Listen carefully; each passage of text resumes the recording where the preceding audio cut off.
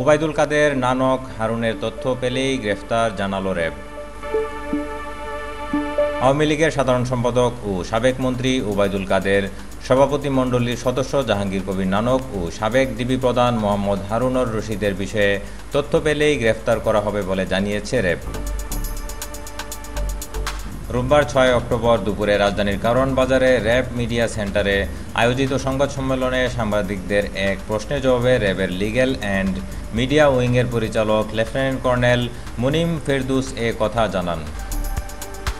ওবায়দুল কাদের, জাহাঙ্গীর কবির নানক ও ডিবির হারুনের মতো বিতর্কিতদের গ্রেফতারের বিষয়ে মুনিম ফেরদৌস বলেন, তাদের বিষয়ে আমাদের কাজ চলছে, তথ্য পেলেই গ্রেফতার করা হবে। এছাড়া বৈষম্যবিরোধী ছাত্র আন্দোলনে ছাত্র জনতার উপর র্যাব কখনোই প্রাণঘাতী গুলি ব্যবহার করেনি বলে দাবি করেন মুনিম ফেরদৌস। পুলিশের ৯০ জনের বেশি কর্মকর্তা এজাহারভুক্ত আসামি। র্যাবের কোনো সদস্যকে আসামি করা হয়েছে কিনা জানতে চাইলে লেফটেন্যান্ট কর্নেল মুনিম ফেরদৌস বলেন, র্যাবের কোনো সদস্য পালিয়ে যায়নি।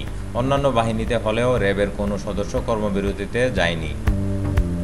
বৈষম্যবিরোধী ছাত্র আন্দোলনে গণহত্যায় জড়িতদের গ্রেফতারে র্যাবের ভূমিকা জানতে চাইলে লেফটেন্যান্ট কর্নেল মুনিম ফেরদৌস বলেন, বৈষম্যবিরোধী ছাত্র আন্দোলনের ৫ আগস্টের পর থেকে এখন পর্যন্ত র্যাব ১,০৭০ জনকে গ্রেফতার করেছে। এর মধ্যে বিগত সরকারের উচ্চ পর্যায়ের ৩৯ জন।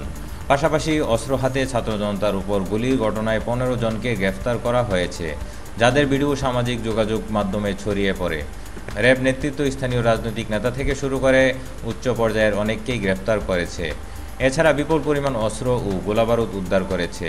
কেউ যদি কোনো তথ্য পান তাহলে র্যাবকে দিলে অবশ্যই ব্যবস্থা নেওয়া হবে। র্যাব সবসময় সাধারণ মানুষের পাশে আছে।